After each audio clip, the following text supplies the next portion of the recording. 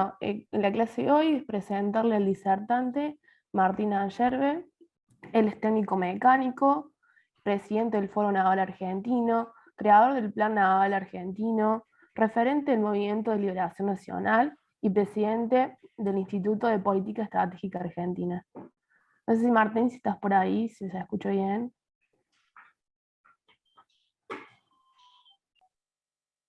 Bueno, ¿ahí se me escucha, Lucía? Sí, sí, ahí está. Bueno, muchas gracias.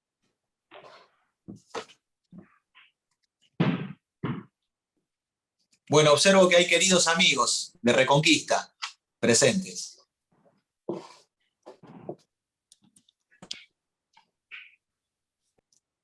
Bueno, comienzo, Lucía, entonces. Dale. Bueno, hoy vamos a conversar sobre la soberanía nacional, que es una sola. Nosotros creemos que el concepto de soberanía es un concepto total de determinación del pueblo argentino con respecto a la nación argentina y a su relación con las demás naciones del mundo. Nosotros creemos en la existencia de las naciones, creemos que es parte del orden natural, de la ley natural, y creemos que la existencia de las naciones y la existencia de los pueblos debe ser defendida frente a los intentos de homogeneización cultural, frente a los intentos de disolución de las naciones por parte de esto que se determina nuevo orden mundial o Agenda 2030 o lo que es para nosotros aquello que en el siglo XIX y XX eran los poderes fácticos, las embajadas extranjeras, las multinacionales, y que hoy se manifiestan en aquello que tiene subsumida a la nación argentina a través de la desocupación inducida por las potencias extranjeras, que ha creado más de 5 millones de desocupados en un país que está todo por hacerse, y que pretende mantener el territorio argentino despoblado, bajo el control de la natalidad, con el cual, como hace tiempo atrás el general manifestó, el último líder, digamos, trascendente que tuvo nuestra patria, el último sabio que tuvimos entre nosotros los argentinos, como supo manifestar en su tiempo que teníamos que estar más o menos para esta fecha alcanzando los 100 millones de habitantes. Esto es importante en lo que refiere al crecimiento de nuestro pueblo, pero además la ocupación territorial de un vasto territorio como es el argentino, donde en el caso de la Patagonia Austral, a partir del paralelo 40 hacia el sur, el 35% del territorio nacional está apenas ocupado por el 5% de los argentinos. Un tercio del territorio nacional ocupado apenas por el 5% de los argentinos. Entonces, el despoblamiento favorece los procesos de fragmentación que el imperialismo, las embajadas extranjeras y a través de sus multinacionales pretenden para repartir la Argentina en un loteo geoestratégico donde los procesos desde el año 76 hasta el día de la fecha, casi medio siglo de fragmentación territorial y social, atentan contra la integridad territorial y la unidad de la patria argentina, la nación y el Estado. Por eso para nosotros el concepto de soberanía es un concepto total. Nosotros no hablamos de soberanía alimentaria, de soberanía marítima, de soberanía, porque no fragmentamos la soberanía en sus aspectos, sino que la soberanía integra las dimensiones de la vida de la patria en lo que es la unidad territorial que hace a la nación argentina desde su línea de frontera hacia adentro. Esto significa que la Argentina tiene que ser observada como una nación de 10.300.000 kilómetros cuadrados, donde 2.800.000 kilómetros cuadrados son el continente americano, 1 millón de continente antártico y unos 6.500.000 kilómetros cuadrados de espacio marítimo argentino. Esto indica a su vez que la extensión marítima del país está cercana al 63% del territorio nacional argentino. Somos una nación marítima, Esto es requerido por la Comisión por el Límite Exterior de la Plataforma Continental, órgano de la CONMEBAR, dependiente de las Naciones Unidas, para lo cual a los países ribereños se les fue dado la presentación de su extensión territorial, para lo cual la Cancillería Argentina, en la figura de Frida Armas-Firter, realizó un trabajo verdaderamente extraordinario, trascendente, el cual alcanzamos la extensión de nuestra plataforma continental a las 350 millas marítimas. Les recuerdo a todos los presentes, y no es siempre bueno repasar estos temas que hacen a la geografía, porque la geografía, según la hipótesis de nuestra candidata a gobernadora de la provincia de Buenos Aires, Romina Cortaberría, debe finalmente alcanzar su última edad como ciencia, y esto significaría que la geografía debería convertirse en geopolítica, ¿no? Y que la geopolítica debe ser verdaderamente el orden de la geografía en el tiempo de vida de los argentinos, para alcanzar el profundo conocimiento de nuestro territorio, pero también de nuestro pueblo. Porque definitivamente la geopolítica es la disciplina en la cual territorio y espíritu, el territorio de una nación y el espíritu de un pueblo, es aquello que es no solamente su objeto de estudio, sino para los argentinos la herramienta o el instrumento político de defensa de la misma. Estas 300 últimas tienen una extensión de soberanía que, en la medida que se aleja de la costa argentina, se va diluyendo, ¿no? Primero vienen las 12 millas, que corresponde jurisdiccionalmente a las provincias argentinas. Las 12 millas siguientes, hasta la milla 24, es la zona contigua, que depende de la nación argentina. Ahí la soberanía es total, es plena, es como si fuera tierra argentina. El mar tiene el mismo rango soberano que la tierra argentina. De las 24 millas hasta las 200 millas está la zona económica exclusiva. La zona económica exclusiva puede ser navegada por otras naciones, por supuesto que con el cumplimiento de las normas internacionales de navegación a la cual todas las naciones, todas las tripulaciones y todos los buques están sometidas, pero eso es la zona económica exclusiva, en donde se puede navegar, pero solamente se pueden explotar los recursos vivos y no vivos solo por la nación argentina, o mediante los permisos que la nación argentina otorgue por parte de sus organismos y autoridades competentes. De las 200 a las 350 millas marítimas está lo que se denomina el límite exterior de la plataforma continental. Bueno, esto es el crecimiento marítimo del país. De las 200 a las 350 millas es lo que la Argentina ha crecido. Esta marítima, bicontinental y bioceánica, tiene un centro geoestratégico. El centro geoestratégico es la Tierra del Fuego. Es el Herland, el corazón de la Argentina. En los términos de lo que comprendemos para la geopolítica, que es la necesidad de, en el territorio que es el corazón de la patria, que no es la zona núcleo sojera, como se entiende desde el pensamiento liberal económico, que se plantea que la zona núcleo argentina es, bueno, el norte de la provincia de Buenos Aires, el sur de Santa Fe, el sur de Córdoba, y que ahí se encuentra el centro del país, de acuerdo a la actividad productiva y los grandes volúmenes de exportación. Bueno, eso es una concepción liberal económica que es incorrecta, no es solamente que uno la comparta o no la comparta, sino que en términos de la geopolítica, el centro de la Argentina, el corazón de la Argentina, es la Tierra del Fuego.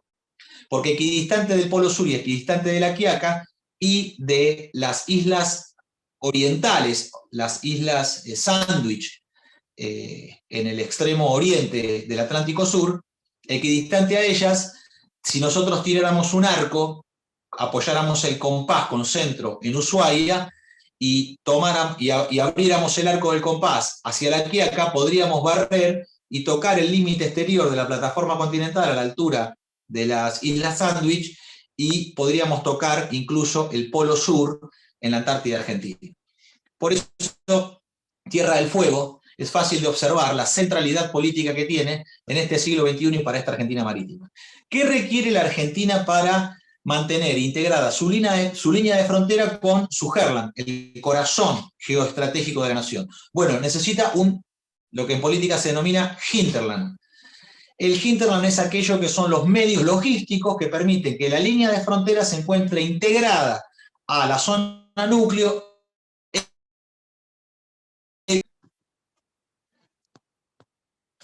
Bueno, vamos a probar ahí y continuar. Dale, perfecto. Yo te escucho muy bajito a vos, no sé qué ha ocurrido, que he perdido volumen.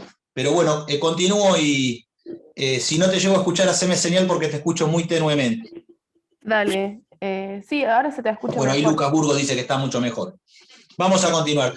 Bueno, sobre esta concepción geopolítica es importante definir, porque desde allí es donde nosotros hemos constituido, desde el Movimiento de Liberación Nacional, donde está integrado el Foro Naval Argentino, el Movimiento Industrialista Nacional y otras organizaciones libres del pueblo que se han integrado en el Movimiento de Liberación Nacional y presentan hoy en la Argentina un plan director de gobierno para la patria, un proyecto de gobierno para la Argentina que tiene varios objetivos, entre ellos el principal y el más urgente para nosotros, que es alcanzar el pleno empleo en un ciclo de 4 años de gobierno. Y esto va a requerir de la organización, en términos generales, de no solamente todo el aparato productivo nacional, sino de todos los organismos de ciencia y técnica, desde los organismos de investigación, pasando por las universidades y por las escuelas técnicas, para poner en marcha un proceso de industrialización que en 4 años de gobierno termine con el drama social, el flagelo que significa estar desocupado. Si la desocupación hoy está alrededor de los 5 millones de desocupados en la Argentina, esto requiere de la movilización total de la fuerza de trabajo. Lo que estamos impulsando es el régimen general del trabajo, la movilización total del trabajo, en lo que en la doctrina nacional, doctrina del general San Martín, del general Belgrano, de Martín Miguel de Güemes, por nombrar algunos patriotas de hace 200 años, junto con Macacha Güemes, con Juana Zurduy, así como tiempo después esa dupla guerrera argentina que constituyó Encarnación Ezcurra y Juan Manuel de Rosas, defendiendo la aduanas y nacionalización de la banca, el primer antecedente de nacionalización del comercio exterior y la banca, que tuvo en 1835 la sanción de la ley de aduanas por parte de Rosas, y en 1845 hubo que defenderlo en la vuelta de obligado, donde si bien hubo una derrota en las barrancas de la vuelta de obligado, ahí en el norte de la provincia de Buenos Aires, por parte del instrumento militar, en las angosturas de Quebracho, en Santa Fe, de allí no pasan, y fueron derrotados de manera definitiva la más poderosa flota naval de la época, que era la escuadra anglo-francesa. Así también como aquellos creadores del Estado empresario argentino, el general Mosconi y Hipólito Yrigoyen, como también lo realizaron el general Sabio con la creación de los altos hornos Zapla en Palpalá, Jujuy, la creación de la siderúrgica integrada, y el general Perón en la década del 40. En esta línea de doctrina nacional, la doctrina de autodeterminación argentina es la doctrina de nación y pueblo en armas. Y esto significa que, acompañado a un sistema de defensa nacional organizado en las Fuerzas Armadas Argentinas, en la Fuerza Aérea, la Marina de Guerra y el Ejército Argentino, a esto va acompañado de un proceso de industrialización donde probablemente el general Sabio sea su mayor exponente, ¿no? Cuando manifestó que sin acero seremos siempre vasallos y que la producción de acero es la columna vertebral de cualquier proceso de industrialización de cualquier nación del mundo, y que eso permitía no solamente la independencia económica, sino la soberanía política de la nación argentina, porque la producción de acero hace al desarrollo del sistema de armas para la defensa nacional.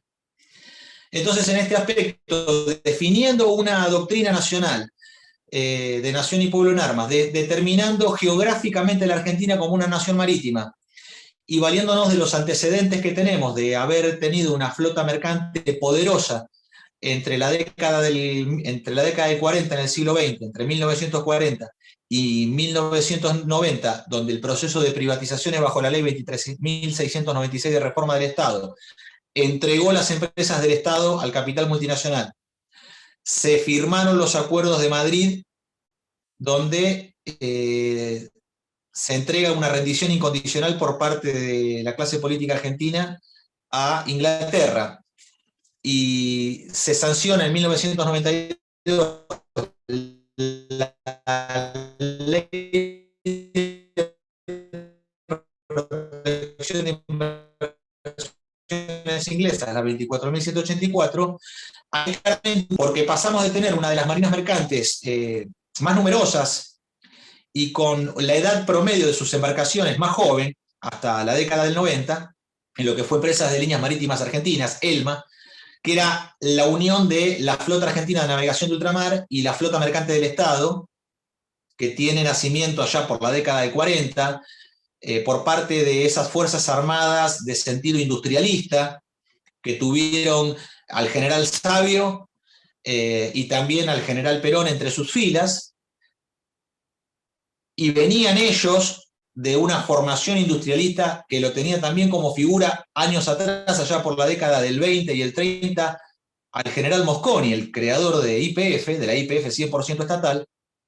Entonces esta concepción industrialista de nuestras Fuerzas Armadas fue la que creó el plano del desarrollo del petróleo de manera autónoma, a imagen y semejanza se crearon todas las petroleras estatales de la patria grande, en Pemex en México, ANCAP en el Uruguay, Petrobras en Brasil, Copetro en Colombia, y la YPFB, la YPF boliviana, ¿no? Que hasta en la sigla emula la gesta de los argentinos. Bueno, así pasó en el plano del acero con el general Sabio, lo mismo con la Comisión Nacional de Energía Atómica, allá por 1950, y con la Marina Mercante, que llegó a alcanzar a ser una de las cuartas flotas del mundo de bandera nacional, y la cual en la década del 90 fue desguazada. Comprendiendo geográficamente nuestra nación, teniendo conciencia geopolítica de la misma, valiéndonos de una doctrina nacional que nos puede unir a todos los argentinos, con válidos antecedentes de nuestras gestas patrióticas de liberación. Y dado la experiencia adquirida en la industria y la técnica a lo largo de los años, y que a pesar de las circunstancias en las cuales nos encontramos, los argentinos seguimos conservando un muy alto nivel de instrucción técnica por nosotros mismos todo aquello que nos propongamos. Porque si nosotros dominamos el ciclo completo de la energía nuclear, si nosotros concebimos la energía nuclear a partir del dominio del ciclo completo del agua pesada, la fabricación de combustibles, la construcción de centrales nucleares, tanto la tecnología Canadian Deuterio de Ontario High, como es la central embalse de Río Tercero en Córdoba, con tubos de calandria, como también dominamos la tecnología de recipientes presurizados, como es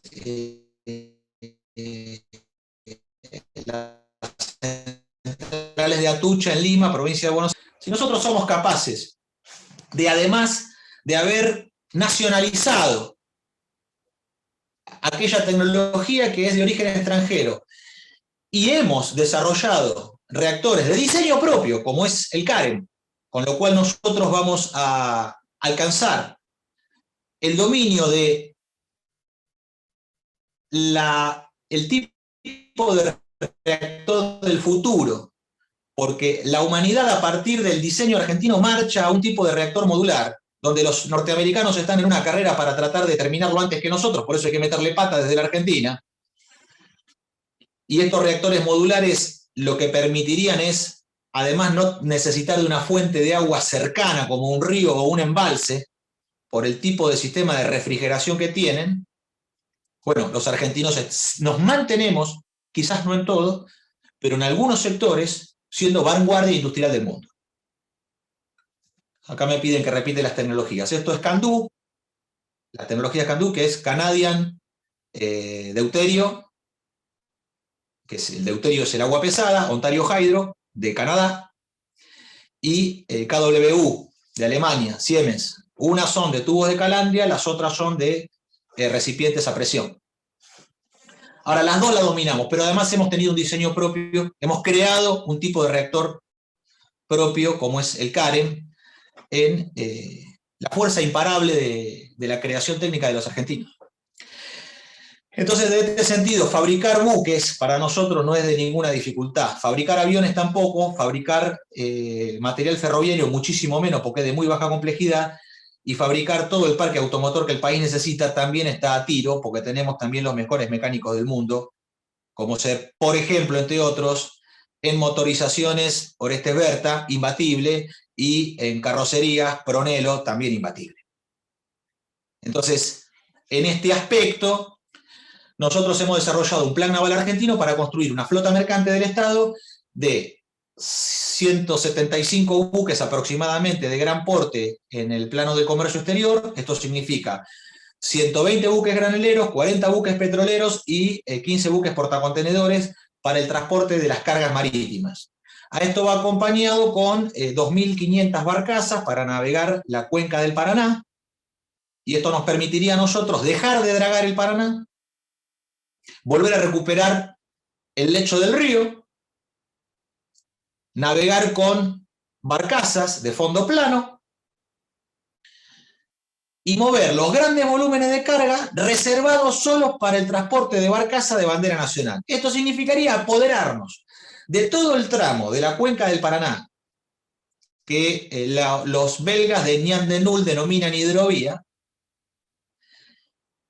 ejercer por nosotros mismos toda esa navegación fluvial en trenes de barcaza, y a partir de allí, bueno, hay anécdotas ahí entre Flaco Traverso y Berta. Hay público fierrero. Ahora vamos a intercambiar un poco sobre eso también. Otro grande, el Flaco Traverso.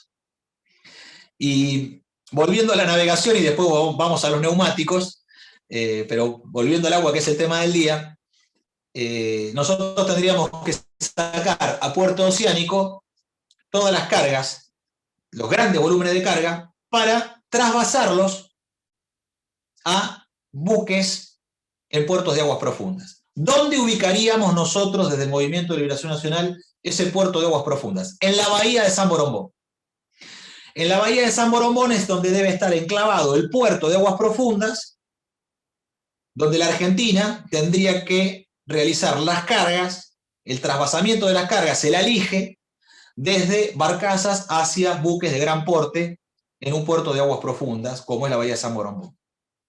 No es conveniente hacerlo en el puerto de Buenos Aires. Tampoco es conveniente hacerlo en el puerto de La Plata, porque todos esos grandes volúmenes no pueden estar atravesando el ejido urbano. Y además, la concepción de la defensa, tener un enclave portuario de esas características, porque en la concepción de defensa nacional no es conveniente tener enclaves portuarios en ejidos urbanos tan poblados por una cuestión lógica de defensa con respecto a las agresiones extranjeras. Entonces, ¿quién tuvo la idea inicial del puerto en la bahía de San Borombón, que es la desembocadura del río Salado? Bueno, justamente Juan Manuel de Rosas, aquel que ordenó la producción ganadera en las dos márgenes del Salado. Al norte y al sur del Salado, don Juan Manuel de Rosas, hace 150 años, es quien ordenó la producción de la mejor ganadería que existe en el mundo, que es la de la provincia de Buenos Aires. Y en la desembocadura del río Salado, en la bahía de San Borombón, debe estar el puerto de aguas profundas para realizar el comercio exterior de los argentinos. A esto además quiero agregar que Romina Cortaberría, nuestra candidata a gobernadora de la provincia de Buenos Aires, ha elaborado un plan director junto con el conjunto de cuadros que la acompañan en la provincia de Buenos Aires, para recuperar algunas troncales ferroviarias que serían determinantes para la reactivación total del ferrocarril de la provincia de Buenos Aires y a partir de la recuperación total del ferrocarril de la provincia de Buenos Aires, la conexión con Buenos Aires al Pacífico en Mendoza, hacia la Patagonia Austral, hacia el norte de Grande hasta Jujuy y la Mesopotamia hasta Misiones, Chaco y Formosa. ¿Cómo sería esto? Bueno, con una serie de redes troncales muy simples de observar. La primera es el ferrocarril Rosario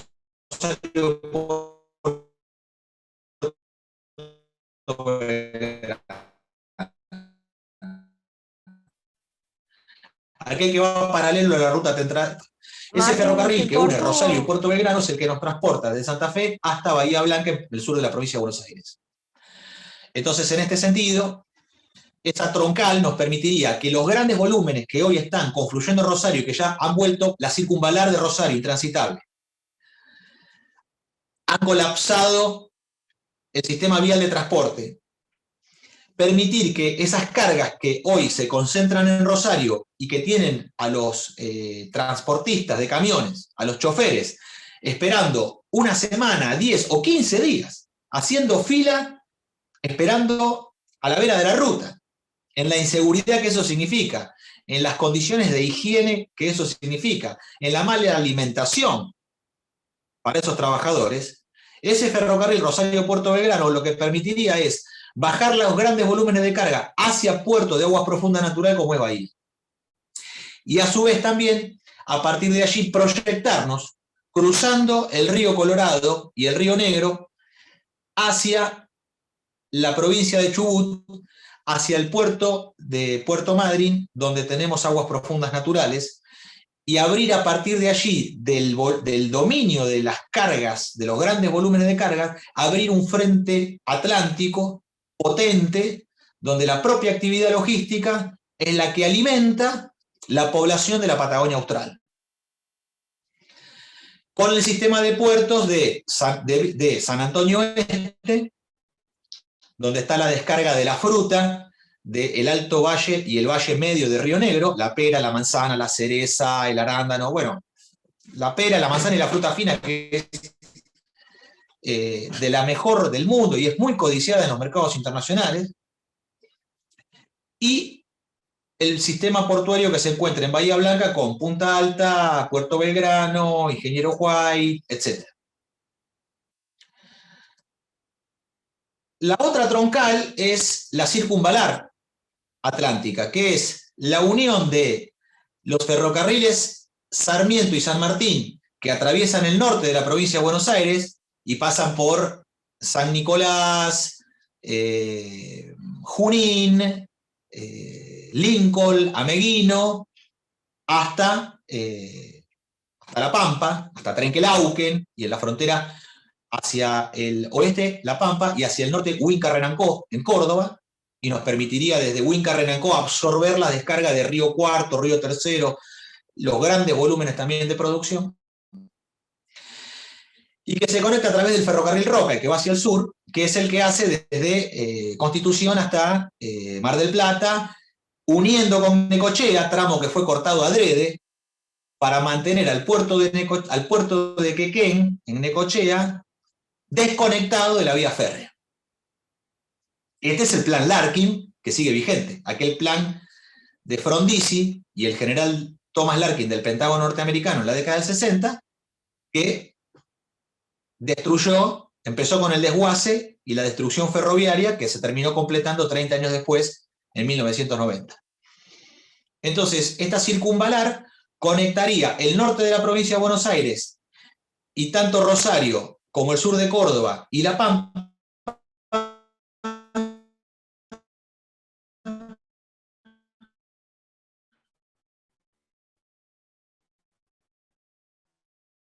con el sur de la Meridiano Quinto, que sale desde el astillero Río Santiago, astilleros y fábricas navales del Estado, se conecta con Fanazul, al centro de la provincia de Buenos Aires, en el partido de Azul, donde está Azul y Olavarría, grandes centros mineros, de caleras, donde podemos abastecer a toda la Argentina de Portland, y baja diagonalmente hasta la base Belgrano, donde está el mayor asiento de la Armada. Esa diagonal es la diagonal de soberanía naval del país.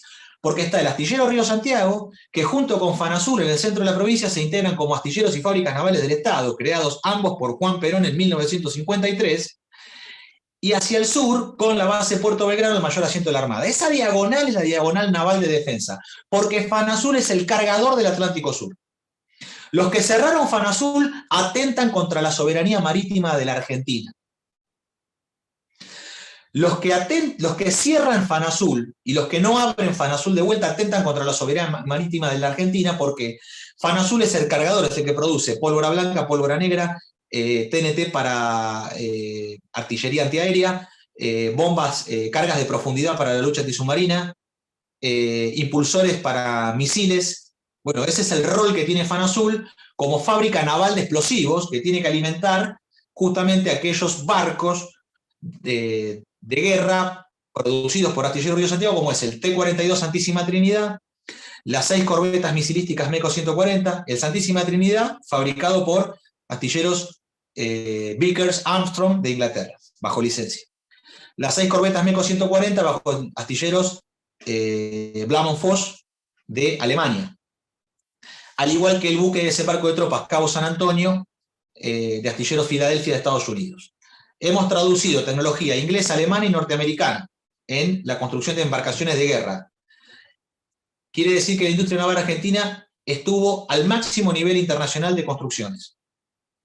Lo que necesitamos son las órdenes de compra desde el Estado empresario argentino para impulsar un plan naval que nos permita a los argentinos recuperar una marina mercante fabricada en astilleros nacionales. Entonces esto lo vamos a realizar de esta manera. Tenemos 4 proyectos de ley con estado parlamentario en este momento. Estos 4 proyectos de ley hace décadas que los venimos presentando. ¿Qué significan? El Fondo de Desarrollo de la Industria Naval para recuperar el financiamiento y la construcción de los barcos en astilleros nacionales con un gravamen del 2% a todos los fletes marítimos que tocan puerto argentino. Los fletes marítimos están en el orden de los 10.000 millones de dólares. Con un gravamen del 2% nos hacemos de 200 millones de dólares que nos permitiría a nosotros el financiamiento anual para fabricar entre 5 y 7 buques Panamax por año. Votar entre 5 y 7 buques Panamax por año significaría tener en construcción en astilleros nacionales entre 15 y 20 barcos, tanto en los talleres de estructura, en los platos, en las gradas y en el alistamiento. Porque los barcos se empiezan a hacer desde que la chapa entra al granallado, a los talleres donde se hace el trazado, donde se hace el oxicorte, después del oxicorte va a la plegadora y al rolo, después los caldereros puntean las chapas, después vienen los soldadores y empiezan a hacer los pedazos de barco, las fetas de barco, y todo eso desde los platos se va montando en la grada, y en la grada se va uniendo los pedazos de barco hasta que el barco queda terminado en la grada, se hace la botadura y se termina de hacer el alistamiento, que es el montaje de los equipos, por ejemplo, de electrónica, el montaje de las cañerías, las conexiones eléctricas, el aire comprimido, los fluidos necesarios para que el buque funcione. Entonces, y las tareas de pintura, por supuesto. Entonces, todas esas etapas de construcción naval requerirían que justamente con este financiamiento que nosotros obtenemos con un gravamen del 2% a los fletes marítimos, nos permitiría a nosotros tener justamente la posibilidad de financiar la construcción de entre 5 y 7 buques Panamax por año. Pero esto, medido en trabajo, significaría que la actividad general, para poder entregar entre 5 o 7 buques por año, la industria naval tendría que tener en construcción, en las distintas etapas, porque un barco lleva entre 2 y 3 años terminarlo, en construcción tendríamos entre 15 y 20 barcos en desarrollo en la industria naval. A este financiamiento es para que los astilleros argentinos vuelvan a ponerse de pie. Esto significaría reabrir todo lo cerrado. Reabrir Sanín, Príncipe Mengue y Penco y Alianza en la ribera sur del Riachuelo. Esto significaría reabrir Astarza y Mestrina en Tigre. Como darle actividad al astillero Corrientes de Buñisqui y de industria naval se encuentra realizando tareas menores, cuando fue un astillero capaz de fabricar plataformas offshore que exportamos a Tailandia. Entonces eso también habla de la alta calidad de la industria naval, y esto tuvo centro en la provincia de Corrientes. Astillero que todavía sigue en pie, pero para que siga en pie hay que darle laburo, si no va a terminar cerrando como los otros. Para ponerlo de pie y salvarlo hay que darle laburo. Y para darle laburo, lo que nosotros proponemos es este esquema de financiamiento, pero además un mercado de navegación. Las multinacionales hoy realizan el 100% de los fletes marítimos. Nosotros tenemos que volver a ejercer el derecho internacional de reserva de carga. El derecho internacional de reserva de carga, lo que voy a explicar ahora, es el mayor conflicto en el ambiente naval, porque todos los que trabajan para el enemigo se niegan a ejercer la reserva de carga nacional. Se niegan a pelear por ella, se niegan a ejercerla, y ahí está el mercado de fletes y la facturación. Porque la facturación de las cargas marítimas deben ser reservadas por la nación argentina para buques de bandera nacional. Entonces, la reserva de carga significa que el 50% de los fletes de importación y de exportación corresponden a los buques de bandera argentina. Y ahí está el poder jurisdiccional que el país debe ejercer para hacerse de un mercado de cargas que le corresponde por derecho soberano y de acuerdo a los tratados internacionales, como la Conferencia de Ginebra del 72, en la cual la reserva de carga ha sido reconocida internacionalmente por todas las naciones que navegan. Entonces, recuperar este derecho soberano nos permitiría a los argentinos volver a navegar y hacernos de manera inmediata, así, al toque, de un mercado de 5.000 millones de dólares de facturación. De los 10.000 millones de navegación, 5.000 tendrían que ser para los países con los cuales comerciamos y 5.000 serían para nosotros. ¿Cómo se ejecuta esto? Cuando nosotros empezamos a ejercer la reserva de carga, al no tener todavía la marina mercante, porque no tenemos marina mercante de ultramar, y necesitamos una flota de 175 buques, la manera, mientras vamos construyendo los barcos en los astilleros nacionales, la manera de ejercer la navegación significa chartear a casco desnudo. Esto significa alquilar los barcos y ponerle tripulación argentina, bandera nacional, inscribirlo en los registros de comercio argentino, clasificarlo en la Argentina. ¿Esto qué haría? Bueno, nos permitiría a nosotros empezar a navegar con buques alquilados. El esquema de financiamiento de la industria naval con la reserva de carga funciona de esta manera. Mientras nosotros le damos el permiso de navegación, el armador, o sea, el dueño del barco, aquel que navega, que puede ser tanto privado como estatal, lo que tiene que tener es, por el permiso de navegación, una orden de compra de un buque del mismo porte en un astillero argentino. Entonces, de esa manera nosotros atamos a la actividad capital intensiva de navegación de ultramar con la actividad mano de obra intensiva, que es la de construcción en astilleros. Porque el barco se lo tripula con menos de 30 personas. De hecho, ahora hay buques no tripulados, que son drones grandes que navegan. Ahora, la industria naval, frente a esa tripulación de 30 hombres por barco, la industria naval requiere de 2.500, 3.000 hombres para fabricar un barco entre 2 y 3 años. Entonces ahí está la fuerza de la mano de obra intensiva que requiere la industria naval, y que además, por ser madre de industria, convoca a todos los oficios y a todas las especialidades. Porque un barco es como construir una ciudad. Un barco es como construir un edificio. Un barco tiene calderas, tiene motogeneradores, tiene motocompresores, tiene impulsor, genera su propia energía eléctrica, potabiliza su agua con sus potabilizadoras. Entonces, el barco requiere de la convocatoria de trabajadores de todos los oficios y de profesionales de todos los ámbitos, porque en la industria naval, para fabricar barcos, también se necesitan contadores públicos nacionales, abogados, no solamente los que venimos de la industria. Entonces, en este aspecto, el esquema de financiamiento es: empezamos a navegar, apenas sancionemos estas leyes, empezamos a navegar de manera inmediata con buques charteados a casco desnudo. Y por cada charteado a casco desnudo, una orden de compra en astilleros nacionales. Y ahí está el vínculo directo del ejercicio de navegación, que genera una tasa de ganancia del 30% como mínimo. 30% como mínimo de tasa de ganancia. Esto quiere decir de que los 5.000 millones de dólares de ganancia, 1.700 millones de dólares, de los 5.000 millones de dólares de facturación, 1.700 millones de dólares serían de ganancia limpia. Si un flete de soja a la China, en un buque de 70.000 toneladas de porte bruto, 70.000 toneladas por un flete de $70 la tonelada, 7 por 7, 49, cerca de 5 millones de dólares podría facturar ese flete. Bueno, de esos 5 millones de dólares, cuando el armador cobra por el transporte que realizó, de esos 5 millones de dólares, 1,5 millones, un poco más de 1,5 millones, un poco más de 1,5 millones de dólares sería ganancia. En una actividad que le llevó a transportar desde la Argentina hasta la China, en 40 días facturó 1,5 millones. Interesante.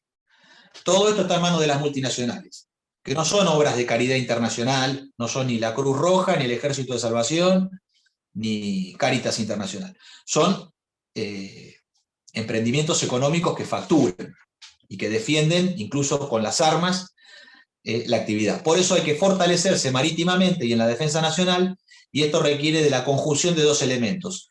La actividad comercial de la navegación de ultramar, que es la que financia la construcción de la defensa nacional en el mar con la flota de guerra. Y esa flota de guerra es aquella que defiende los intereses marítimos y navales de la nación en el propio ejercicio de la soberanía del Atlántico Sur. El tercer proyecto de ley es la creación de la empresa de líneas multimodales argentina del siglo XXI. Esto ya no es la ELMA marítima, es una ELMA multimodal, que unifica aerolíneas argentinas y líneas aéreas del Estado, con una flota carretera de camiones propia, los ferrocarriles argentinos, una flota fluvial para los ríos interiores y una flota mercante para el comercio exterior. Y dado que la tasa de ganancia de la navegación de ultramar nos permitiría a nosotros facturar cerca de 1.700, 1.800 millones de dólares al año, nuestra voluntad es aquella de volcar la ganancia de la actividad de navegación de ultramar, del flete marítimo, volcarla a la inversión para reconstruir el sistema ferroviario de toda la patria argentina. Esto es todo el norte grande, que significa las provincias de La Rioja, Catamarca, Salta, Tucumán, Jujuy,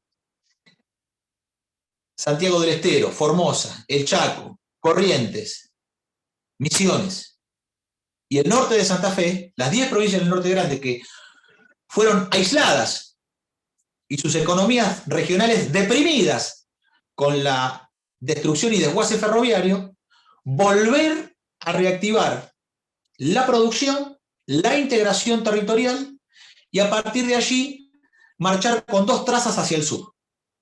Porque la propia actividad económica del transporte va a generar la prosperidad necesaria para que, valiéndonos de los Altos Hornos Apple, Palpalá, Jujuy, empecemos a colar, con la colada continua de riel ferroviario, todo el riel ferroviario que necesitamos para la traza del Ferrocarril Federal Andino, para que una los Altos Hornos Apple, Palpalá, Jujuy con el carbonífero fiscal de Río Turbio, a lo largo de 5.000 kilómetros pegado a la cordillera de los Andes, al pie del Ande, en la traza de la Ruta 40. Estos 5.000 kilómetros de vía son en realidad 10.000, porque necesitamos 2 rieles para la vía. Esto significaría que necesitaríamos a 50 kilos promedio el kilo de riel, nos daría cerca de 500.000 de toneladas de acero. 500.000 toneladas de acero.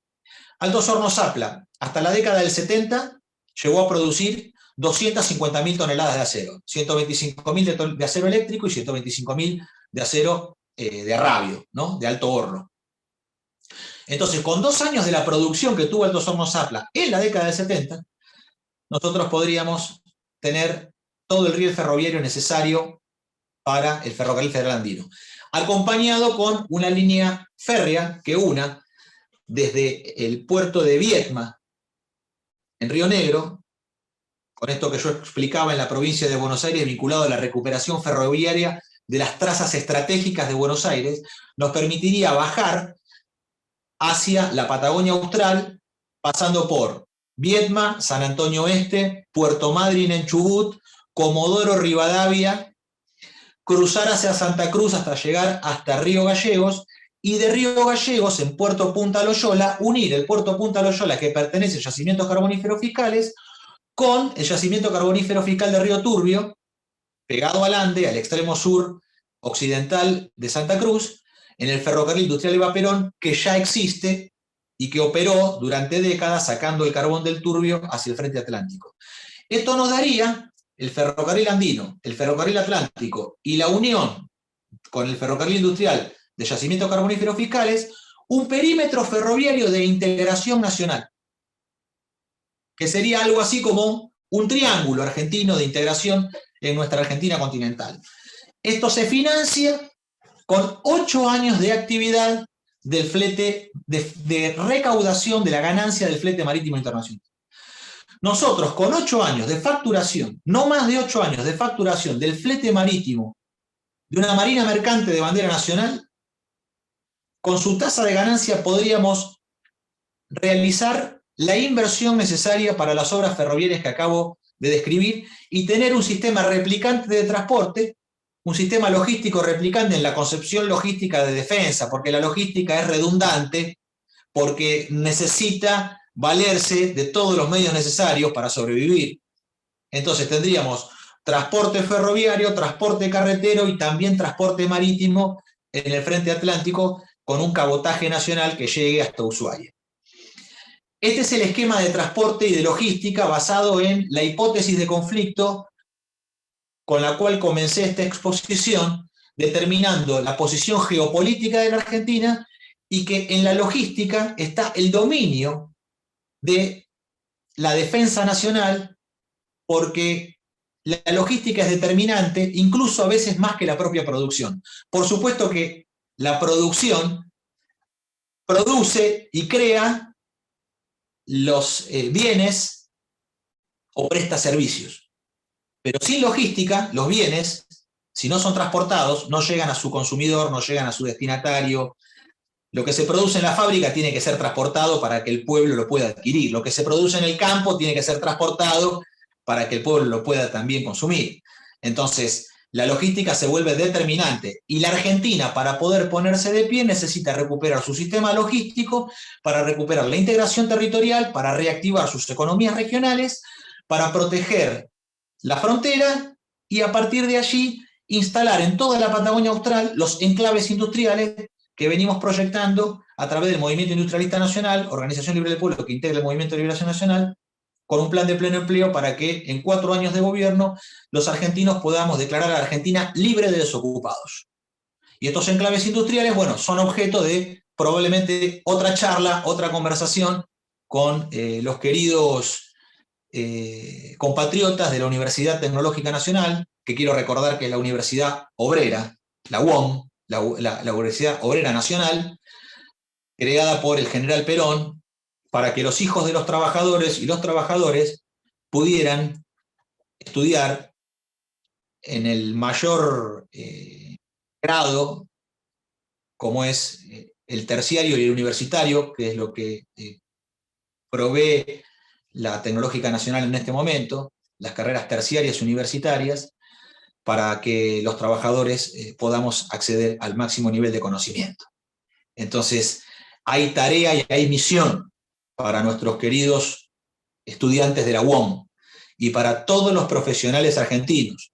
Vamos a requerir de todos ellos y además vamos a requerir que todos ellos, además de la jornada de trabajo en la producción, nos den algunas horas más de su tiempo para preparar a los jóvenes que tienen que sumarse también a la tarea, porque no nos van a alcanzar los profesionales argentinos para todo el laburo que tenemos por delante. Pero este laburo tiene que estar organizado políticamente. No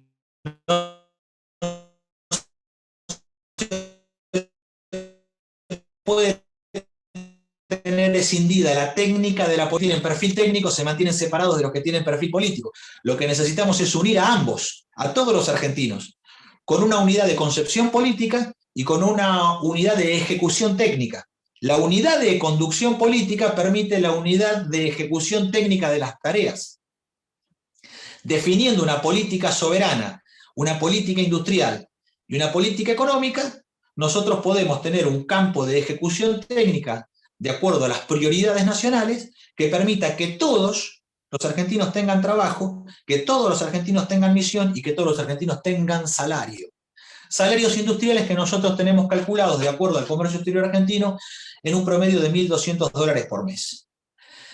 Bueno, yo no sé si es tiempo de hacer una pausa y escuchar las preguntas y las intervenciones de los presentes, porque sobre este tema, sobre logística, navegación de ultramar, comercio exterior, industria naval y defensa, y Antártida, que todavía no hemos abordado el campo de la Antártida Suramericana como proyecto estratégico que estamos impulsando de unión de las 33 naciones de la CELAC para que con sus respectivos institutos antárticos se integren en una corporación científica conducida por la Argentina y permitiendo la ocupación e investigación de manera conjunta con nuestros hermanos en el continente, para tener verdaderamente un campo de integración continental para marchar hacia el continentalismo en una misión superior a los actuales pactos bilaterales, declaraciones diplomáticas y demás, que no terminan verdaderamente de cuajar la unidad continental,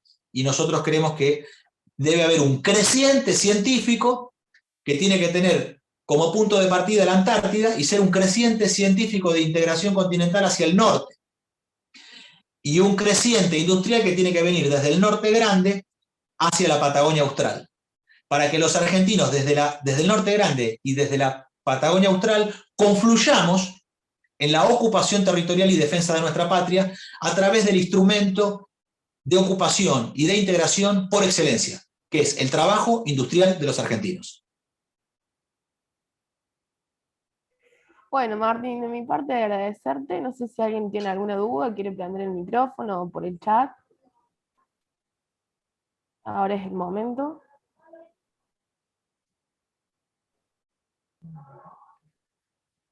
Bueno, escuchamos las intervenciones de los presentes, si quisieran manifestar algo. Con todo gusto los escuchamos.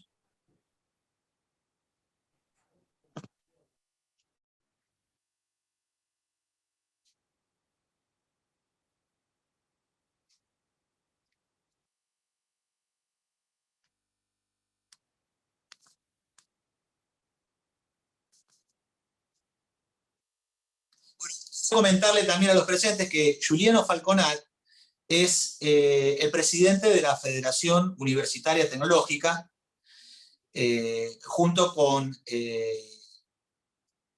Lucía, que es la secretaria de la federación, ¿verdad? Sí, soy secretaria de Ambiente y Sostenibilidad. Bueno, así que, bueno, que quería presentarlos para que todos también sepan quiénes son nuestros anfitriones, ¿no? Quienes han tenido la amabilidad de invitarnos a esta disertación. De hecho, a ver, hay preguntas en el chat, ¿verdad? No sé si alguno quiere hacer uso de la palabra.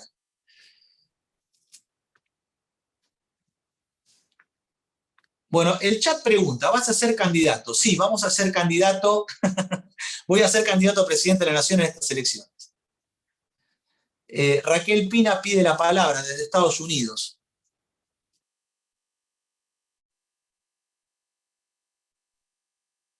Hola, bueno, buenas tardes. Gracias por la charla. Entré un poquito tarde, pero conozco tu trabajo, Martín. Creo que es la primera vez que te escucho así, en persona virtual, digamos. Y la verdad que hubo un comentario en el chat sobre la angustia que da escuchar, por ejemplo, todo lo que expusiste vos, o escuchar a gente de más edad como Llerena, o como que tienen todos planes que son todos factibles. Una vez se hizo esto en Argentina, y los que somos más jóvenes no entendemos qué es lo que pasó, digamos. Es como que hay una desconexión, y lo que a mí más me preocupa es cómo conectar con escuelas secundarias, por ejemplo, con los pibes más jóvenes, o aquellos. Yo soy de Santa Fe, de un barrio marginalizado de Santa Fe, que en los 90 se convirtió en barrio de desocupados, y bueno, se marginaliza, y hoy en día la población está convertida en vez de ciudadanía, en casi una masa de consumo, digamos, y pareciera ser que tenemos que dedicarnos a las artesanías cuando tenemos todas estas posibilidades que vos estabas marcando. A mí me preocupa un poquito, como docente, yo soy docente e investigadora, ¿qué es lo que se puede hacer para empezar a hacer esto de conocimiento masivo? Porque tenemos absolutamente todo en contra, digamos. Los medios masivos de comunicación son totalmente funcionales al estado de cosas como están en este momento. Y yo viviendo en Estados Unidos, no se me ocurre pensar en ver banderas extranjeras en los ríos interiores de los Estados Unidos. Es decir, el Mississippi, que va de allá del sur hasta acá hasta el norte, entra y es todo nacional, digamos, más allá de los conflictos que tenga Estados Unidos en este momento con China, que sí, ha avanzado el neoliberalismo hacia el interior de Estados Unidos, por eso es un sistema que está colapsando, y se está peleando acá también, se está llevando adelante la misma discusión. Pero no se podría pensar que el flete no pertenezca a los Estados Unidos, por ejemplo, que es lo que marcabas vos. O sea, a Argentina se le ha destruido, no totalmente, esa es la otra cosa que yo observo. Cada década decimos, nos destruyeron, nos sacaron todo, y siempre hay mucho más abajo, digamos, es un iceberg la Argentina. Entonces, eso me preocupa un poquito, la manera de articular con las generaciones que vienen atrás de nosotros, digamos. Y obviamente a mí me influye mucho la distancia al no estar en el país, pero creo que habría que repensar y usar la imaginación para ver qué hacemos con las nuevas tecnologías y poder comunicarnos con los más jóvenes para que tengan un horizonte de sueños, porque ese es el problema que tenemos en los barrios, ¿no? Por eso el narco, que es otro problema que marcaban ahí, nos come, digamos, territorios, porque justamente desde lo estructural hay poco para ofrecerle, porque faltan estos planes que Martín estaba marcando. Muchísimas gracias, Raquel, por tu intervención y además por hacer mención justamente de algo que tenemos que observar, ¿no? La cuenca del Mississippi está reservada a la navegación de buques de bandera norteamericana, y el dragado y balizamiento de la cuenca del Mississippi lo ejerce el Cuerpo de Ingenieros de los Estados Unidos, el cual ha sido convocado recientemente por el gobierno del Paraguay, no por el pueblo, sino por el gobierno del Paraguay, porque hay que separar pueblo de gobierno. Como también hay que separar gobierno de Estado, porque si no, los horribles políticos profesionales que gobiernan la Argentina, abrazados al Estado, tratan de mimetizarse para que el pueblo argentino tenga una idea del Estado como que la fuente de todos los males es el Estado. Y la fuente de todos los males son las embajadas extranjeras y sus políticos, no el Estado. El Estado es el instrumento jurídico y empresario de la nación argentina. Entonces, no existe una nación sin Estado. ¿Cómo se va a pensar la existencia de una nación sin Estado? Entonces, en este aspecto quiero resaltar que el gobierno del Paraguay ha llamado al Cuerpo de Ingenieros de los Estados Unidos para realizar el dragado, el balizamiento y el control del Paraná al norte. El gobierno, las autoridades nacionales deberían en este momento estar pidiendo explicaciones al gobierno de Paraguay, porque esto se encuentra dentro de lo que se llama zona de frontera. Yo hablé de la línea de frontera, pero es muy importante lo que vos mencionás, Raquel. Porque yo hablé de la línea de frontera, que es el límite jurisdiccional. Pero más allá de la línea de frontera, 100 kilómetros más allá de la línea de frontera, se encuentra la zona de frontera, lo cual también es de incumbencia de las naciones. Y tanto es de incumbencia del Paraguay hacia el interior de la Argentina como de la Argentina al interior del Paraguay.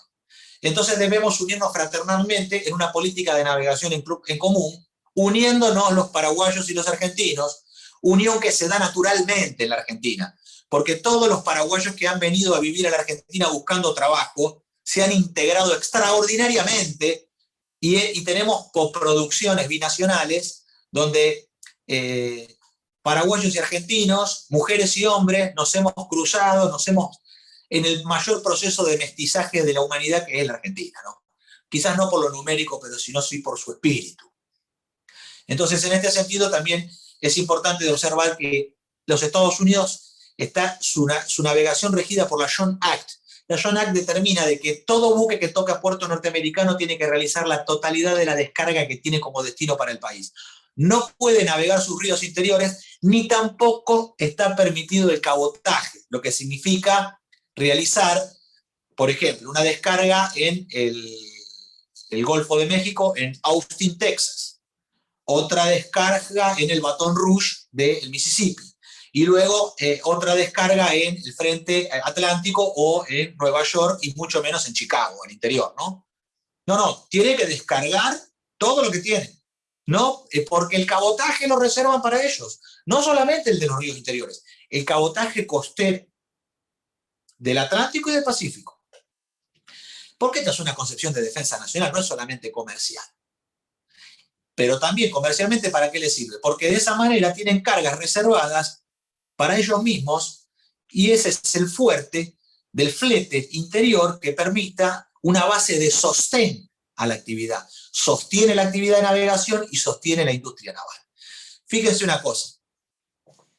Barack Obama, en su momento, frente a los propios políticos liberales norteamericanos que planteaban que los astilleros de la cuenca del Mississippi eran obsoletos, anacrónicos y eran verdaderamente eran fósiles del pasado, oxidados, y pretendían cerrarlos argumentando una supuesta eficiencia industrial y un montón de tonterías que no tienen nada que ver con la vida industrial y con la realidad de la producción. Y el propio Barack Obama les recordó que gracias a la industria naval norteamericana se pueden hacer del petróleo de Medio Oriente, porque si no tuvieran una industria naval, no podrían transportar a sus propias tropas, a sus propios militares, ni tampoco podrían traerse el crudo que extraen en Medio Oriente. Así que anacrónica u obsoleta, o en el estado que se encuentre, esa industria no puede cerrar. Entonces, el propio presidente de los Estados Unidos le respondió a los políticos de los Estados Unidos con respecto a esta tontería de andar gente que no ha trabajado nunca y gente que desconoce la actividad de producción manual y gente que verdaderamente, porque esto no solamente ocurre en la Argentina, en todas partes del mundo, están los que ignoran completamente lo que significa la industria, pero dan opiniones sobre la misma, ¿no? Muy característico de abogados y economistas, de andar dando opinión, pero cuando los que estamos en la industria queremos dar opinión sobre la economía o sobre el derecho, nos dicen, no, usted no se meta porque usted no es ni abogado ni economista.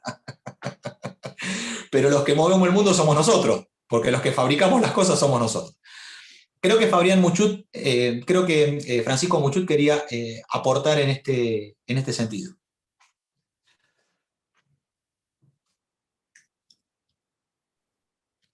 Sí, ahí le habilité el micrófono. Si no, Ahí está. no. Ahí está, Lucy. Ahí se habilitó. Bueno, algo relacionado, Martín, un gusto volver a verte, amigo, después de tanto Igualmente. tiempo. Un saludo muy grande a la familia, le quiero agradecer porque estas cosas, a pesar de que estamos en un ámbito institucional con cierta formalidad, quiero destacar que hay verdaderamente fortines criollos que nos reciben en toda la patria, en toda su extensión, y hay un fortín criollo en Reconquista, de esa hermosa familia y sus fortineras. Se han dado los saludos. Muchas gracias por el buen recuerdo. Bueno, voy a arrancar de atrás para adelante. Martín recién, y Raquel debe saber bien, la cuestión de la flota estadounidense. Hay que tener un aspecto en cuenta. La independencia de los Estados Unidos comienza ahí, en los puertos. Dicen que era por un impuesto al sello, pero era verso. En realidad el impuesto al sello era una cosa de una larga extensión, que eran los puertos, y quién dominaba los puertos, y quién hacía el tráfico en el Atlántico. Eso significó. Estados Unidos vio que el negocio estaba por ahí, por eso la tierra de los franceses y la tierra de los españoles atravesaba el río Mississippi, que era muy importante. Entonces, viene por ahí la independencia de Estados Unidos, que no es un caso menor porque no se lo enseña. Y lo otro que quería colaborar un poquito con la respuesta de Martín, me voy a tomar el atrevimiento. A mí me cuesta mucho entrar en las escuelas porque fui una persona inquieta con las cuestiones laborales. Inquieta me refiero a que, bueno, con Martín venimos hablando hace bastante ya, entonces yo iba cuando venían las pruebas PISA, a los concejales les decía, ¿qué van a hacer con el laburo, muchachos? Los concejales, discusión de por medio, no me respondían nunca. Por suerte ahora voy a las escuelas industriales, y en la calidad de reemplazante, como no tengo que no me pueden castigar, digamos, por lo que digo y hablo, hay una necesidad en los chicos por saber. Yo cuando le hablo de la Argentina marítima, los chicos quieren saber. Entonces tenemos que volver, parece la Revolución de Mayo eternamente, el pueblo quiere saber. Que después Perón dice, el pueblo ya sabe. Entonces, los chicos, tanto de Avellaneda como de Reconquista, se entusiasman cuando le decís que va a haber soberanía y que va a haber trabajo, y que tiene que volver al tren. Me toca también ir a escuelas rurales. Acá 200 kilómetros que tengo que ir, no hay asfalto. Tengo que salir a las 3 de la mañana para dar clase a las 7:30 hasta las 13, cosa que no me pesa. Pero ¿cuál es? Tenés que ir a pueblos donde ves estaciones ferroviarias totalmente abandonadas, donde a los chicos eso les decís, miren que por acá pasaba el tren, ¿qué sucedió? Y entienden esos muchachos que lo que sucedió es la forestal. Entienden que hay un capitalismo totalmente ausente. Después, cuando le hablas que hubo una Argentina pujante que se puede volver a hacer, se entusiasma. Entonces, lo primero es entender que no estamos solos, porque no por casualidad sucedió esto, de vuelta. La UTN, Martín, un montón de personas, Raquel, que está tan lejos y sin embargo, acá me decís que está cerca de los pagos. Y lo que sobre todo y en común nos está juntando es la inquietud por un país un poco mejor. Entonces en las escuelas secundarias hay pibes que quieren esto, que lo quieren. Y es más sencillo de lo que uno cree, porque uno cree que Internet los apabulla, pero no son tontos. Hay un hambre por el saber y hay cuestiones políticas. El mayor problema es que los docentes no le dan respuestas, porque hay que aceptar que estamos en un país colonial. Entonces los currículum no están integrados, no hay un plan de desarrollo y no hay quien les hable. Yo voy y les hablo, por más que después el docente discuta conmigo, que discuta conmigo. Yo me planto a discutirle a los docentes, en el buen sentido y en la calidad de debate, pero que no se la agarren con los pibes, porque los pibes tienen un hambre por saber y una necesidad de que esa secundaria les dé un trabajo, una necesidad de salir de ahí y querer hacer trenes, barcos y mucho trabajo técnico generalmente, sobre todo en las escuelas técnicas. Perdón que repita mucho, pero no tenía planeado hablar. Pero quería sumar eso, porque así como hay voluntad de trabajar, los chicos tienen voluntad de saber y quieren esta Argentina que le proponemos, que le propone Martín, perdón, me anoté.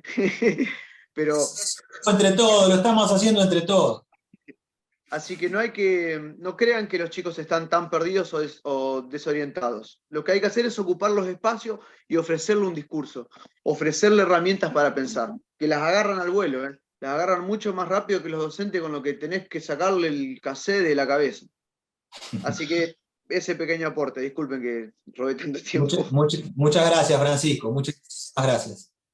Bueno, los escuchamos a los presentes. Yo quería agregar a lo que dijo Francisco que yo he dado charlas en técnicas desde acá, con Zoom, con la nueva tecnología. Por eso digo, tenemos que imaginar nuevos formatos y ver qué hacemos, porque hay mucho y somos muchos lo que queremos devolverle a la patria. Yo soy producto de la educación pública, estoy acá porque hubo docentes que se rompieron el alma a pesar de que cobraban nada en los 80, en los 90, y nos enseñaron un montón de cosas a pesar de los problemas que tenían en las escuelas. Y cuando yo doy estas charlas, los pibes 13, 14, 15, 16 años, y la Argentina, o sea, yo estoy acá y sí hay una cosa del exotismo de estar afuera y de querer saber cómo es, pero cuando llega la placa que muestro sobre la Argentina y nos quedamos cortos de tiempo, dicen no, nos quedamos más y queremos saber qué va a pasar con la Argentina y qué planes tienen los de afuera con nosotros, porque se sienten presa de eso, ¿no? Por eso lo que dice Francisco, el pueblo habita en un magma donde a lo mejor no tengan simbólicamente lo que necesitan para expresarse, pero saben que algo está pasando y saben que la presa son ellos, que la carne de cañón son ellos.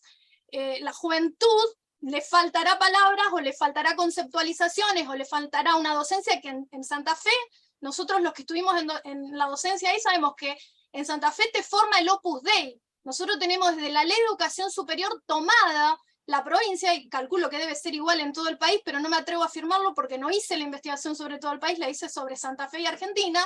El circuito de formación docente pasa por la Católica en Santa Fe, y todos sabemos lo que eso significa. Y cuando llega al interior, ¿qué es lo que pasa? Mucho menos que lo que tenemos en Ciudad de Santa Fe, ¿no es cierto? El compañero ahí habitando en el corazón de lo que fue la la forestal sabe, y nosotros somos los bisnietos de la forestal. Nosotros somos eso, estamos en Santa Fe porque nos echaron de ahí, porque nos sacaron la tecnificación del campo, sacó todo lo que podría haberse elaborado y engrandecido el norte de Santa Fe, pero lo reventaron desde todos los aspectos posibles. Y seguimos como cuando vinimos de España, perdón. Adri levantó la mano. Sí, Tiene la hola. mano Buenas noches. Hola, buenas noches. Yo caí hace un rato, estoy completamente ajena a lo que trataron, porque intenté entrar antes y estuve 15 minutos parada en la puerta virtual. Nadie me la abrió. Y entonces me fui. Bueno, pero yo solo quería hacer un pequeño aporte cuando se habla de educación. Y le contesto especialmente a Francisco Muchut. Yo digo que la educación no puede depender del voluntarismo o del esclarecimiento de un grupo de docentes, de un docente. ¿Qué es lo que me pasó a mí? La educación debería ser el instrumento principal, la principal política de un gobierno revolucionario. No se trata de adoctrinamiento, se trata de desterrar la política o la historia mitrista, la historia que cuenta la historia de cualquier manera, no como sucedió, o por lo menos que los pibes tengan más bibliografía para poder discernir.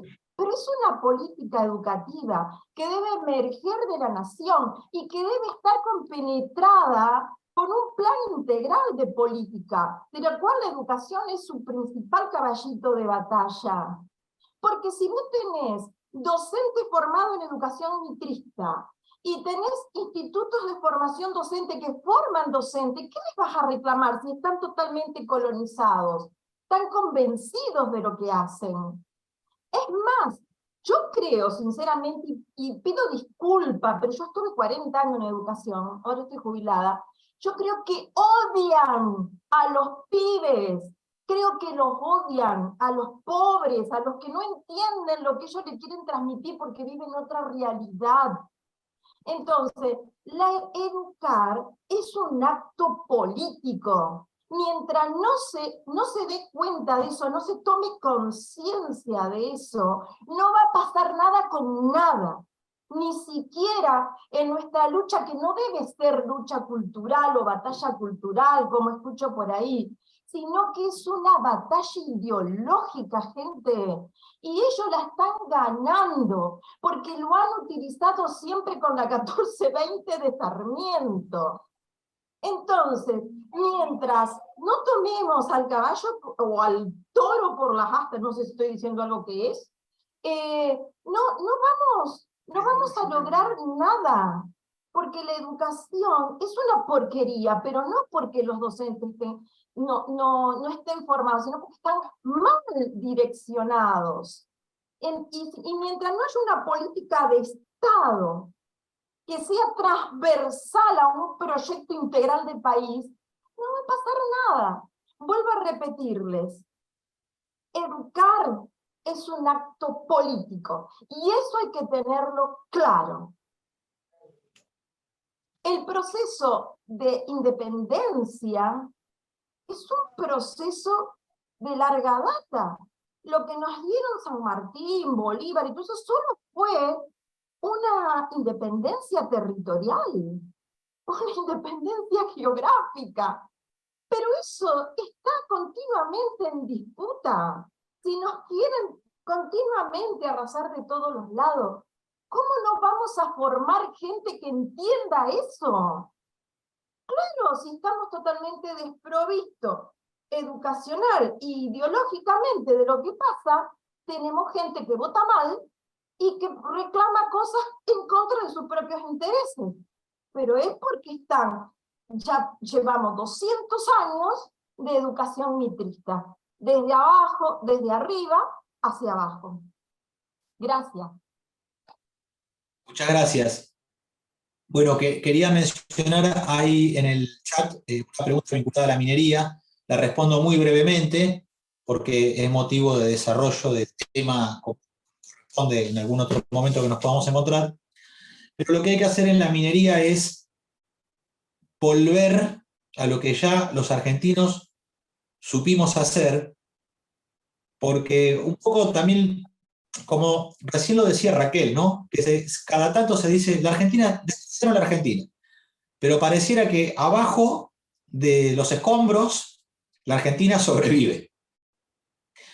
Entonces, yo creo que nosotros tenemos que tomar verdadera dimensión, y creo que en este aspecto, decía Adriana, nosotros tenemos que, en el plano educativo, enseñar una materia.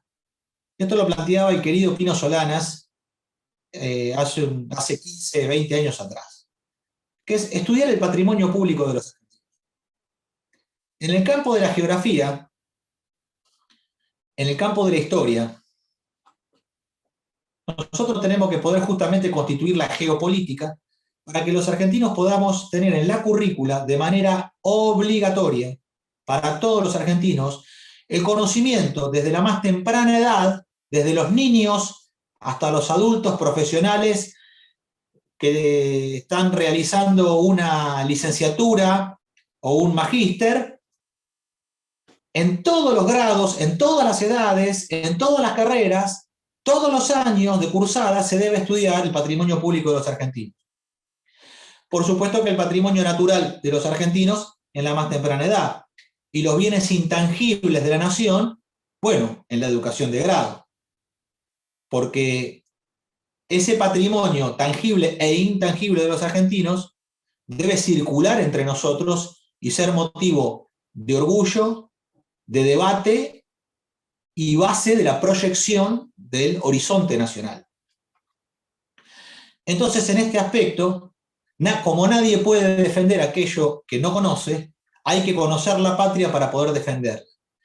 Y en este plano, la ley 12.709 de 1941 es la ley del general Sabio, que crea la Dirección General de Fabricaciones Militares. Y en esa ley, bajo el apotegma de que sin acero seremos siempre vasallos, es el general Sabio el que determina que para el desarrollo de la industria siderúrgica y metalmecánica del país es necesario producir acero.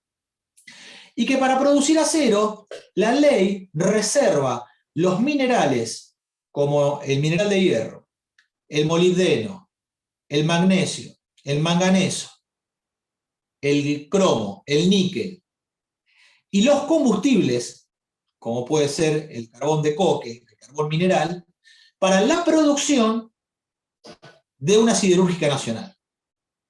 Y se prohíbe la exportación de minerales en bruto. Fíjense qué simple que es el plexo jurídico. Y en 1941 entró en vigencia, hasta la derogación del mismo con el Código de Minería de la década del 90, de 1990. Pero durante 50 años, durante medio siglo, con un plexo jurídico de liberación nacional, los argentinos pudimos tener el mayor desarrollo en la siderurgia y en la metalúrgica de no ferrosos, donde pudimos en las fábricas militares producir en Altos Hornos Zapla, Palpalá, Jujuy, y en Somisa, San Nicolás, provincia de Buenos Aires, producir acero de origen de alto horno, que esto significa reducir el mineral de hierro con carbón y piedra caliza para obtener arrabio.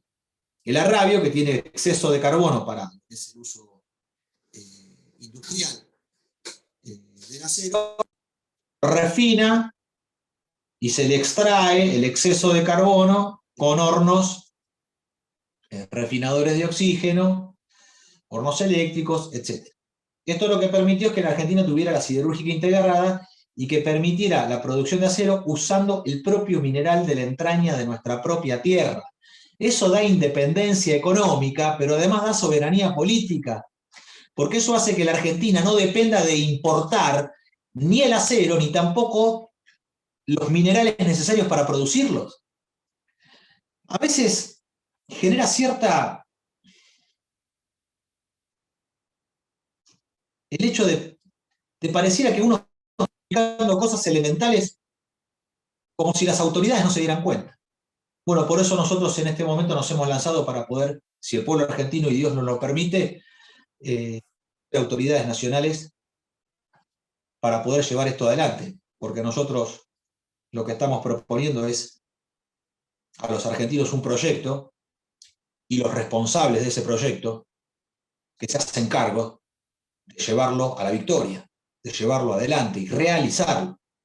Entonces, fíjense que sobre esta base y este plexo jurídico se realizó la epopeya de la producción de acero, y allá por 1943, el general Savio comienza la construcción de los altos hornos Zapla. En apenas 18 meses, en un año y medio nada más, se termina la construcción del primer alto horno. Ese alto horno se lo construyó con hormigón armado porque no había posibilidad de traer un alto horno del extranjero o de importar los materiales para montarlo en el país, producto de la Segunda Guerra Mundial, donde los países en conflicto reservaban los minerales, el acero, los combustibles y todo lo que tuviera que ver con el desarrollo industrial para sí mismos. ¿Qué requerían? Alimentos y minerales, pero no regalaban su industria a nadie. Entonces, en este aspecto, fíjense, ¿no?, la diferencia de Argentina y Brasil. Para ese tiempo, Brasil negocia con Estados Unidos participar dentro del bando de los aliados en la Segunda Guerra Mundial a cambio de montar la industria siderúrgica. Mientras que los argentinos nos mantuvimos en nuestra tradicional doctrina de neutralidad, en la tercera posición, en nuestra doctrina, que es la tercera posición universal, y de ese modo nosotros montamos por nosotros mismos los altos hornos de hormigón. Muchos le decían a Savio en esa época que los altos hornos no iban a aguantar y que el hormigón iba a reventar por el calor. Y Savio montó los altos hornos de hormigón, y con los propios collas de Jujuy, con un pueblo de pastores, de chivos, cabras, con un pueblo de tradición agraria, que no tenía una experiencia previa en la industrialización. Y ese pueblo aprendió a hacer mientras hacía, porque el cuerpo de ingenieros del ejército argentino, con el pueblo de Jujuy, aprendieron a hacer mientras estaban haciendo. Y 18 meses después, el 11 de octubre de 1945, el 11 de octubre de 1945, 18 meses después del inicio, el general Savio está haciendo el primer sangrado del alto horno, y sale el chorro blanco de rabio, y se produce el primer lingote de acero de nuestra historia. Y a todos los que le pronosticaban a Savio un fracaso, Savio les enviaba los lingotes de la primer colada con una tarjetita acompañando que decía para el que le hinque el diente. Porque dado que no había carbón mineral, se le pronosticaba un acero de muy baja calidad. Savio se vale de un poco del quebracho del norte de Santa Fe, pero además siembra 16.000 hectáreas de eucalipto en el centro forestal en Jujuy para hacer briqueta y alimentar el alto horno con carbón vegetal, contra todos los pronósticos. Pero ese milagro argentino no solamente es fruto de la técnica, sino es fruto de la voluntad de realización nacional. Porque hay técnica, pero sobre todo hay espíritu. Sin el espíritu hubieran abandonado la gesta, porque con la técnica no alcanzaba. Ese 11 de octubre ocurre eso. Bueno, un 12 de octubre los propios camaradas de armas lo meten preso al coronel Perón, que andaba repartiendo leyes laborales y reconociéndole a los trabajadores sus derechos. 5 días después, un 17 de octubre, después de ese 11 de octubre, donde la nación en armas se pone de pie, ya el 17 de octubre, 6 días después, el pueblo en armas va al rescate de su líder, el creador, el fundador de la Universidad Tecnológica Nacional, de la Universidad Obrera Nacional. En 6 días se hizo todo eso. En 6 días estábamos colando acero y en 6 días estábamos ejerciendo la soberanía popular. El mayor evento que la Argentina tuvo de protagonismo de su pueblo. Bueno, estamos en condiciones de volver a hacerlo.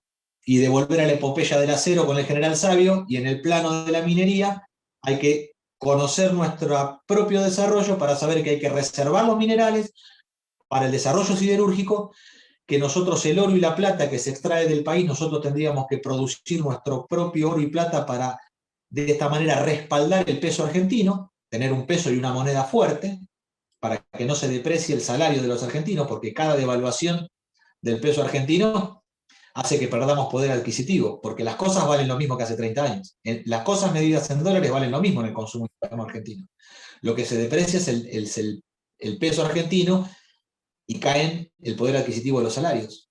Y a esto hay que agregar además lo que estamos proponiendo en la unión de Comisión Nacional de Energía Atómica, ARSAT, INVAP, Instituto Balseiro, Dirección General de Fabricaciones Militares, CITEDEF, que es el órgano de producción para la defensa, junto con la Tecnológica Nacional y el CONICET, de la producción a partir de la extracción minera por la Dirección General de Fabricaciones Militares, de la producción de una electrónica de base nacional, que nos provea de transistores, tiristores, puentes, diodos, además de realizar el dopaje de silicio en los propios reactores de investigación que tenemos para la fabricación de microchips.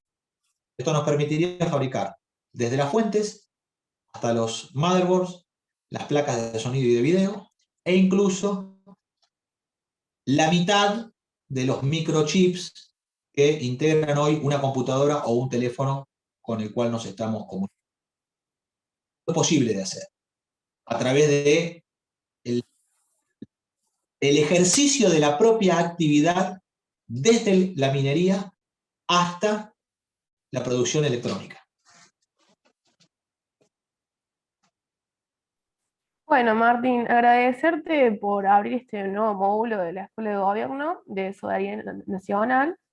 También invitarlos, el sábado 10 va a haber otra clase de soberanía alimentaria a las 10 a.m., están todos invitados, por ahí después si tienen un contacto de WhatsApp le pasamos el link del grupo.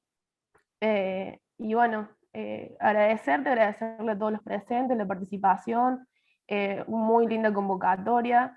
Bueno, no sé, ahí si Juli, el presidente de la federación, quiere decir algunas palabras como para ya ir cerrando. Bueno, gracias, Lu. No, yo Bueno, muchísimas gracias. Juliano, ¿estás ahí? Sí, Martín, acá estoy muy atento, lamentablemente con la cámara rota, como te comentaba hace un rato, por lo cual me disculpo con los presentes. También agradecerles y agradecerte profundamente a vos todo tu compromiso con los debates estratégicos del país, desde el lugar que te toca, como técnico de formación, como trabajador, como dirigente político. La verdad que es un poco el perfil que queríamos, sobre todo para este módulo, ¿no? Y muy en sintonía con los principios fundacionales de nuestra universidad, como bien lo detallaste, así que también te agradezco ese dato histórico. Y por supuesto acá tenés un grupo de amigos, de compañeros y compañeras a disposición para cualquier otra charla o ciclo de charlas que podamos hacer. Seguramente todos y todas se han quedado con muchas ganas de continuar opinando o escuchándote sobre este tema y muchos otros temas que son fundamentales para el desarrollo de la Argentina. Bueno, Juliano, yo también lo siento de esa manera, siento que tengo amigos en la Tecnológica Nacional, siento que también los amigos de Reconquista han hecho esto también posible. Agradezco, muy agradecido con la provincia, con la Santa Fe de la Veracruz, muy agradecido, que siempre me recibe con los brazos abiertos, con amigos en toda la provincia, y ese agradecimiento yo lo quiero devolver con trabajo. Les propongo a todos los santafesinos, a todos los trabajadores, a todos los estudiantes y técnicos, que fundemos la industria naval santafesina, porque teniendo las cargas, los puertos y el río, lo único que nos falta es llenar los galpones de obreros y comenzar a fabricar las barcazas, las chatas autopropulsadas, los buques de fondo plano, los remolcadores, para iniciar un ciclo de construcciones que nos permita luego producir buques de gran porte para la navegación de ultramar. Todo lo tiene Santa Fe para hacerlo. y hay voluntad por parte de todos los que trabajan en la Tecnológica Nacional, en el Ministerio de Educación de Santa Fe, donde hemos también sido recibidos muy amablemente y con mucha esperanza de poder impulsar esto. También la pequeña y mediana empresa santafesina quiere impulsar esto. Los sindicatos como Asociación Trabajadores del Estado, como Unión Personal Civil de la Nación, como el Sindicato de la Carne, como el Sindicato de Obreros Marítimos Unidos, todos están de acuerdo a la iniciativa de fundar una industria naval santafesina. Entonces quiero proponer lo siguiente: fundemos esa industria naval con lo que tenemos ahora a mano, con lo que ahora tenemos. En la tierra en el predio de la Dirección General de Fabricaciones Militares, de la Fray Luis Beltrán en Rosario, tenemos salida al río, tenemos infraestructura industrial, galpones que están vacíos, sin tarea ni misión, y además vía férrea para hacernos de todo lo que necesitemos. También en el puerto de Santa Fe y también al norte en Reconquista. Tendríamos que tener al sur, al centro y al norte 3 enclaves de la industria naval santafesina. Y les propongo que en esta gesta de empezar a producir ya, de manera inmediata, de acuerdo a la necesidad actual que tenemos, con el soporte del plexo jurídico que yo expliqué, el Fondo de Desarrollo de Industria Naval, la reserva de cargas para hacernos del mercado de fletes, el ejemplo de ELMA 21 como corporación nacional, pero que también puede aplicarse de modo redundante a través de una sociedad del Estado, Ley 20705 de sociedades del Estado para la provincia de Santa Fe, la Ley de Corporaciones del Estado 20.558, la Ley de Sociedades y Corporaciones del Estado, que nos permitiría a nosotros organizar jurídicamente la actividad empresaria desde la conducción estratégica del Estado empresario argentino, verdadero fundador de la industria nacional en todas sus actividades estratégicas: la nuclear, la aeronáutica, la ferroviaria, la producción para la defensa, incluso las obras hidráulicas de represas que han sido creadas, fundadas, impulsadas desde el Estado empresario argentino de agua y energía, y destacar un proyecto inconcluso de Santa Fe, que es Paraná Medio, que fue destruido el proceso de Paraná Medio en la década del 90, que era un uso racional del agua y la obtención de energía eléctrica a partir del Paraná y sus afluentes. Entonces les propongo crear la industria naval santafesina ya de manera inmediata, este 2023. Este año en Santa Fe nosotros tenemos que clavar la espada y fundar la industria naval, para luego alcanzar a lo largo del tiempo la integración total de la cadena de valor. ¿Qué significa? Obtener, a través de la Dirección de Fabricaciones Militares, el mineral de hierro, a través de yacimientos carboníferos fiscales, obtener el carbón del río Turbio y de toda la meseta patagónica que está repleta de carbón y de mineral de hierro, como lo es Ipasam, que tenemos que también recuperar bajo la órbita de la Dirección de Fabricaciones Militares. Montar las fábricas militares de acero, que nos permitan reducir esos minerales y obtener arrabio, refinarlos en nuestros propios hornos y obtener perfiles, chapas para la industria naval y toda la metalúrgica nacional. Y con ese acero de producción nacional obtenido por una minería conducida por la Dirección de Fabricaciones Militares, abastecer a la industria naval argentina de esas chapas, de esos perfiles, de esas fundiciones, para producir buques argentinos. Y que desde la entraña de la tierra, en la producción minera, pasando por los altos hornos y los hornos eléctricos, abastecer a los astilleros, y que de esos astilleros, desde el mineral de hierro hasta la industria naval, salgan los buques argentinos con los productos argentinos a atravesar los mares y alimentar los pueblos del mundo. Esa integración total de la cadena de valor nosotros la podemos hacer. Tenemos los antecedentes suficientes y tenemos la capacidad técnica y sobre todo tenemos algo: el espíritu de liberación nacional y el coraje de argentinos para volver a poner de pie a la nación en un proyecto de una Argentina justa, libre y soberana, donde el trabajo sea el rector de la vida nacional, el organizador del individuo, de la persona singular, el organizador de la familia, el organizador de toda la comunidad nacional. Porque con centro en el trabajo podemos adquirir la virtud de los valores que el trabajo conlleva. Porque en el trabajo no se puede mentir. En el trabajo siempre hay que cumplir. En el trabajo siempre hay que tener amor por la tarea que se realiza. En el trabajo siempre hay que colaborar y cooperar con el otro. En el trabajo siempre hay que ser buen compañero. En el trabajo siempre tiene que haber amor implicado, porque siempre que hay virtud de los valores que el trabajo mismo trae hacia nosotros, se expresa lo mejor del espíritu de los argentinos. Muchas gracias a mis amigos de la Tecnológica Nacional por permitirme compartir esta tarde con ustedes.